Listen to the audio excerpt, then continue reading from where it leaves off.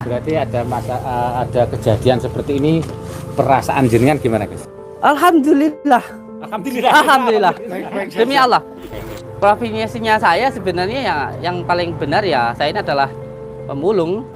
Jangan ketika membuat karya panjenengan semuanya membuat channel YouTube begitu lalu panjenengan itu menjelek-jelekkan orang lain kayak gitu. Jangan. Karena santet yang lebih berbahaya sekarang ini santetnya ya media sosial, opini. Iya, opini itu sangat luar biasa sekali nanti dampaknya begitu. Dampaknya akan sangat luar biasa sekali. Makanya kita harus sebagai warga negara yang cerdas harus benar-benar pintar di dalam bermedia sosial. Terus ini saran guys, maksudnya buat para YouTuber pemula. Iya, Ini saran buat YouTuber pemula kira-kira bagaimana kan ini yang terkenal sampai saat ini yang saya kenal itu kan subscribe-nya Gus Panjenengan kan sampai 1 juta berapa itu ya. Siap. Nah itu maksud saya untuk saran aja untuk para YouTuber pemula bagaimana kah sistemnya atau mungkin teorinya bagaimana. Iya. Ketika panjenengan berkarya yang terpenting yang pertama lakukan pekerjaan itu dengan penuh keikhlasan. Ketika panjenengan melakukan sesuatu hal dengan penuh keikhlasan pasti nanti akan ada jalannya. Amin. Pasti nanti akan ada jalannya. Karena apa? Karena kita hidup ini semuanya manut kersane Gusti Allah. Kalau kita dikersane Gusti Allah jadi guru ya kita jadi guru. Kalau dikersane Gusti Allah kita itu jadi kuli ya kita jadi kuli. Kalau dikersane Gusti Allah kita itu jadi santri ya jadi santri. Kalau dikersane Gusti Allah kita itu jadi kiai ya jadi kiai. Kalau memang jadi dukun ya kita benar-benar jadi dukun itu. Ya terpenting lakukan semua hal itu dengan penuh kesungguhan. Jangan sampai melakukan sesuatu hal itu hanya karena uang itu. Jangan hanya karena ketenaran itu. Jadi ini kalau pengen tahu dari jenengan kan dengar-dengar dulu pernah mondok di Condromowo. Iya. Oh, memang bener dulunya di Condromowo gitu ya? Oke. Dan sebenarnya yang pertama itu saya ikut Abah Syuti Al-Ghazali. Saya nderek sama Abah Syuti Al-Ghazali, beliau ada ketua KOS dari Pagar Nusa di Cepu, Jawa Tengah. Saya dulu pernah nderek di sana. Condromowo kan di Ngawi ya? Iya. Ngawi. Dan yang jelas ketika kita melakukan sesuatu hal itu lakukan dengan penuh kesungguhan. Kalau semuanya jadi dukun ya benar-benar jadi dukun, bukan ngedukun atau senang dipanggil dukun, ini beda. Orang kaya seneng dipanggil kaya sama sok kaya itu berbeda. Kalau jenengan ini ya menurut jenengan apa tuh? Apa? Jenengan ini spiritual atau memang obatin? Kalau saya itu pemulung rongsok. Enggak. Loh ini serius? Itu kan dulu. Iya sekarang sama aja, sekarang juga mulung rosok sama gitu. Enggak, maksud saya kan. Masa sih? Sampai orang orang sakit. Maksud saya ini kan tadi kan ngomongin kalau mau jadi dukun ya jadi dukun. Iya. Serius enggak, maksudnya posisinya itu memang kok sampai ada santri terus sampai ini tadi kan saya dengar dari warung ini yang berobat itu sampai dari Malaysia, siap. dari Singapura. Nah, Siap. Nah itu kan berarti kan jenengan kan pasti beda dengan kita yang seperti ini ya, itu loh Gus, maksud saya kan seperti itu. Iya sebenarnya Kang ya semua manusia itu sama, nggak ada manusia itu yang berbeda. Kamu orang yang sakti itu nggak ada, orang yang hebat itu nggak ada. Yang sakti itu hanya Allah, yang hebat itu hanya Allah. Kabeh menungso, semua manusia itu sama. Kita adalah hamba. Makhluknya Gusti Allah. Kita itu adalah seorang hamba. Hamba itu bisanya apa? Bisanya ya berdoa. Jadi ketika ada orang yang datang minta didoakan, ya kita doakan gitu. Untuk yang selebihnya kita pasrahkan kepada Allah. Contoh ketika ada orang yang datang, terus kita doakan. Doa sendiri itu ada 3. Ada doa dengan ucapan, ada doa dengan tindakan, ada juga doa dengan barang. Ini yang perlu untuk dipahami. Ketika kita berdoa untuk saudara kita, ketika kita mendoakan saudara kita baik, sejatinya kebaikan itu untuk diri kita sendiri. Tadi jenengan tanya, ayo tentang apa, sama itu profesinya apa gitu ya? Profesinya saya sebenarnya ya yang paling benar ya saya ini adalah pemulung atau wah tenang. Tapi ya toh, ini nanti dulu tak jelas. Ini kalau nggak dijelaskan ya nggak ngerti. Gimana? Kan sampean petani, sampean seorang petani atau sampean seorang tukang rosok. Terus tiba-tiba ada orang yang datang ke panjenengan terus minta didoakan. Apakah jenengan tidak mendoakan orang itu? Ya, mendoakan. Nah, mendoakan. Lah, ketika banyak orang yang datang satu persatu terus makin lama makin ramai mendoakan jenengan, terus bagaimana? Terus disediakan tempatnya, kayak izin tempatnya dari Kemenkumham ada, izin prakteknya dari dinas kesehatan Iya, saya ada. tadi juga sudah lihat izin-izinnya itu sudah Iya. lihat semua dikasih tahu. Berarti ini kan menurut asumsi saya ya menurut saya Iya. berarti sudah izin dari Kemenkumham. Iya, iya. Berarti kan ini sah. Berarti ini kan resmi tuh Gus. Iya, iya. Berarti kan istilahnya ini juga nggak menyalahi aturan karena ada dari surat izinnya kan juga sudah ada. Iya. Gitu. Dari izinnya juga sudah ada. Iya. Terus karena memang jenengan kan juga mungkin karena mungkin dulunya Iya. dulu jenengan Pemulung nanti sendiri rasa. pemulung. Iya. Ya itu tadi karena ada yang pengen minta bantuan didoakan Iya. biar sembuh biar nah itu perkiraan awalnya seperti itu sudah berapa tahun Gus jenengan? Saya sebenarnya sudah hampir 10 tahun ya Kang ya. Hampir Karena 10 tahun. iya, karena saya di sini dari tahun 2006. Itu beliau tadi tahu Nah dari ini yang gini Gus, 2006. Iya. sekarang baru ingat. Iya. Kan sebenarnya kemarin itu saya pengen ke sini itu sudah dari 2 bulan yang lalu. Sebenarnya pengen ngobrol-ngobrol seperti ini. Cuma Iya. saya itu denger ora iso Mas Rono piye? Rono lek sampean antri tok itu bayar 2 juta. Nah, antri Iya. tok sampean misalkan janjian itu harus bayar 2 juta. Nah, itu benarnya gimana? Aku pengen tahu Nah, dari jenengan sendiri. Inilah apa namanya, makanya Imam Syafi'i mengatakan kita jangan mudah percaya sesuatu hal kalau hanya mendengarkan tapi belum bisa melihat. Melihat dalam hal di sini dan dalam kitabnya itu diterangkan melihat itu secara langsung, tidak lewat orang lain atau media sosial. Dalam arti melihat secara langsung. Ini bisa dibuktikan karena saya sudah sering menyampaikan bahwa ketika datang itu yang penting pertama bawa KTP. Kenapa KTP?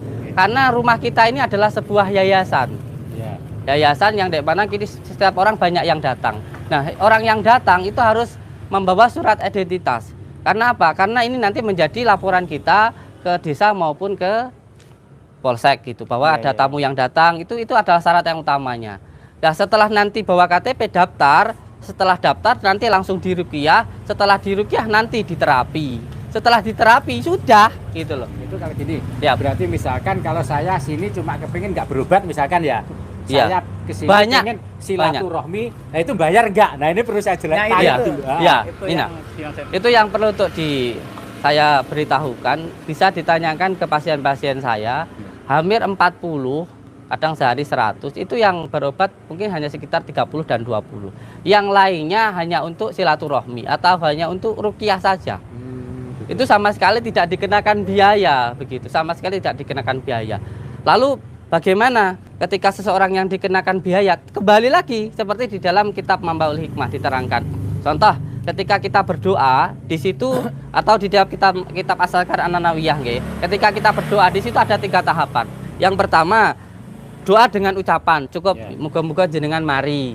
Ada doa dengan perbuatan. Contoh, ketika kita pengen sobat, ketika kita ingin berobat, kita bersedekah. Bersedekah ke orang lain atau namanya ke anak yatim dan sebagainya. Yang ketiga, berobat dengan barang. Contoh, bikin selamatan. Kita orang Jawa ben selamat itu sering-sering bikin selamatan. Lah bikin selamatan, bikin tumpeng atau bikin apa namanya selamatan seperti daun-daunan. Lah itu kan dikembalikan kepada orangnya lagi kalau mau. Kalau mau, dan itu pun juga untuk orang itu sendiri dan nanti dimakan bersama-sama. Kalau menurut saya wajar aja sih, masalahnya kayak kita ibaratnya awake dhewe lara panas nih dokter suntik ya pasti bayar. Kan seperti itu logikanya, logika simpelnya aja ya. Dan yang jelas saya selalu menyampaikan kepada saudara-saudara kita yang datang, saya sama sekali tidak bisa menyembuhkan. Dan saya sama sekali tidak menjanjikan kesembuhan. Makanya saya selalu mengatakan, panjenengan kalau datang ke Padepokan, niatkan untuk menyambungkan tali silaturahmi. Jangan berniat datang harus sembuh. Karena orang sakit ini kan biasanya ke alternatif kan karena sudah sangat terdesak. Sudah berobat kemana, nggak sembuh. Ujung-ujungnya mentok-mentoknya kan ke alternatif. Jadi kebanyakan alternatif ini mentok-mentoknya kan gitu. Dan itu tergantung dari individu masing-masing kan, juga nggak ada paksaan. Kan loh, tak goreng tak tambah kan. Itu kan gitu ya. Ya intinya mereka datang minta untuk didoakan, dan saya sebagai orang Jawa, wong Jawa makanya ini, wong urip kudu urup. Ini simbol saya, wong urip kudu urup. Dalam arti di dalam agama kita, agama Islam, orang hidup itu harus bisa bermanfaat untuk orang lain. Dalam arti kita harus bisa berbuat baik kepada orang lain. Tapi masalahnya Kang, ketika berbuat baik, nggak cukup baik toh. Ya pasti enak ujian nih, ada ujiannya. Maka kita ketika berbuat baik harus disertai dengan keikhlasan dan juga harus disertai dengan kesabaran. Panjenengan kalau semuanya tidak pernah sholat, tiba-tiba sholat, Allah wiki sholat so alim we, pakai kayak beginian sok ngiai we, jual agama, kan gitu bahaya. Tapi kalau kita melakukannya karena Allah, buat dia omong model piye tidak masalah, tidak jadi masalah. Berarti ada kejadian seperti ini, perasaan jenengan gimana guys? Alhamdulillah. Alhamdulillah. Alhamdulillah. Baik, Demi Allah. Bulan Suro, kalau orang Jawa bilang, makanya bulan Suro itu orang Jawa ndak boleh hajatan, ndak boleh senang-senang karena ini adalah bulan kesedihan, di mana cucu baginda Rasulullah Shallallahu Alaihi Wasallam itu meninggal dunia di dalam kisah Karbala. Ketika itu cucu baginda Rasulullah dibunuh gitu. Ya. Ini adalah bulan kesedihan dan alhamdulillah terjadi hal-hal yang itu ya apa sih dinikmati mawon, ini sudah kersane Gusti Allah. Jadi begitu ya, aja. Kalau bagi saya ya alhamdulillah ya jenengan alhamdulillah dari kejadian ini fiber saya kan kayak gitu bahwa alhamdulillah kita nggak munafik, jadi kita nggak langsung. Siap. Alhamdulillah dari dengan seperti ini pun dari kemarin saya di kolonial sudah 3 kali loh ketemu jenengan. Insyaallah. Sama keluarga sama istri masih makan ya wes sama salam tok sama foto tok. Nah, baru ini lah ini hikmahnya kan hikmahnya. Ya ini terus terang saya tidak munafik dengan saya seperti ini akhirnya saya bisa ngobrol-ngobrol santai. Siap. Alhamdulillah. Alhamdulillah bisa menguak sedikit lebih banyak tentang yang terpenting yang kemarin dari saya, dari Masih Blank ternyata dijelaskan oleh dari situ. Iya, tidak ada orang hidup yang tidak ada masalah, Kang. Wong gak enek masalah, golek masalah kok. Iya, orang di bojo pengen di bojo. Di bojo kira-kira di masalah ora? Pasti di masalah, pasti berantem, kan gitu ya. Kan begitu. Nggih, barakallah, monggo. Semua orang hidup itu punya masalah. Yang terpenting bagaimana kita menyerahkan semuanya kepada Allah yang memberikan masalah. Itu yang paling penting. Dan yang kedua, Kang, ini juga penting sekali untuk dipahami. Panjenengan sebagai penggiat media sosial itu harus benar-benar ketika panjenengan di dunia sosial ini harus bisa mencerdaskan masyarakat. Jangan sampai masyarakat itu mudah sekali terkena opini-opini yang tidak baik. Ini nanti menjadi masalah begitu. Karena hoak itu sangat luar biasa sekali pengaruhnya di masyarakat kita itu sangat makanya kita sebagai masyarakat harus pintar ketika bermedia sosial, itu harus benar-benar pintar lah di situ gitu. Dan mungkin dari percakapan ini kan nanti akhirnya kan para masyarakat luas kan juga akhirnya tahu ya kan, mungkin dari channel-channelnya YouTube dari teman-teman semua kan akhirnya bisa tahu keberadaan jenengan itu yang seperti ini. Jadi kemarin yang dengar-dengar ternyata kesini itu juga tidak harus bayar.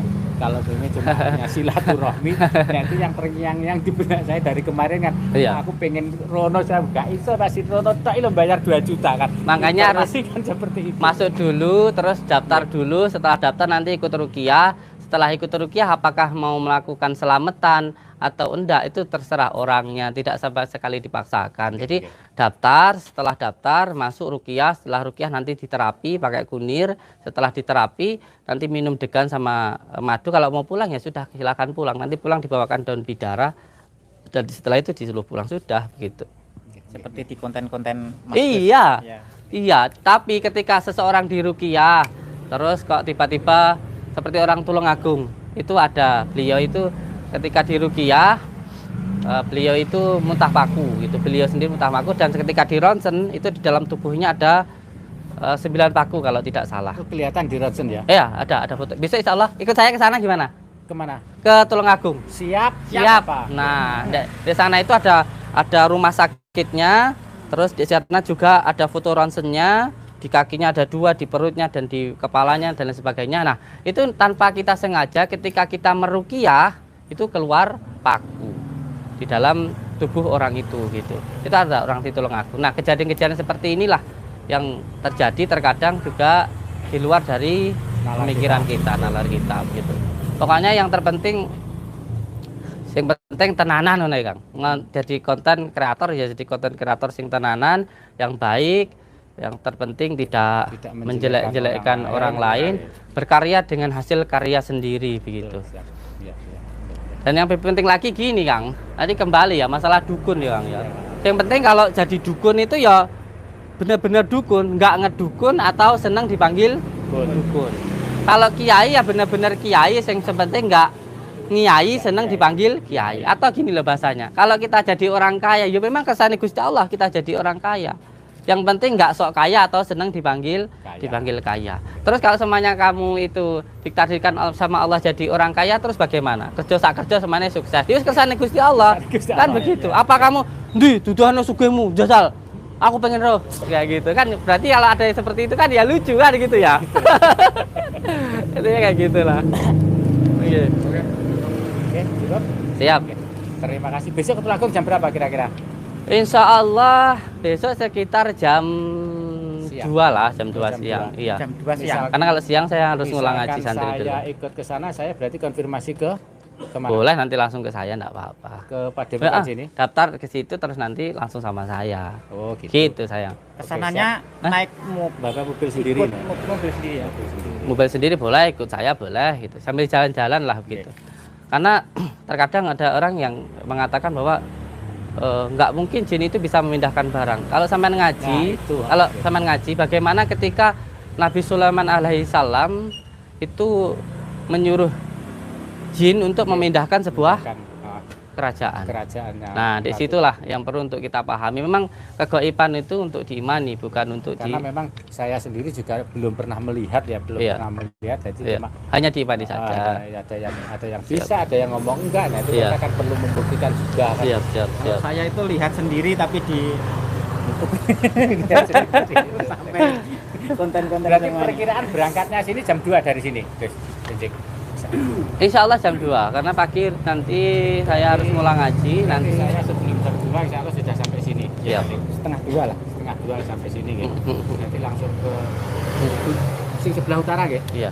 Dan sekarang ada yang lebih ngeri lagi daripada santet Banaspati, ada kayak santet Buhul, dan ada yang lebih bahaya lagi, Kang. Santet media sosial. Akan gampang berubah pikiran seseorang. Ya. Ini kalau kita nggak benar-benar pintar, waduh, bahaya seperti ini, Kang. Karena apa?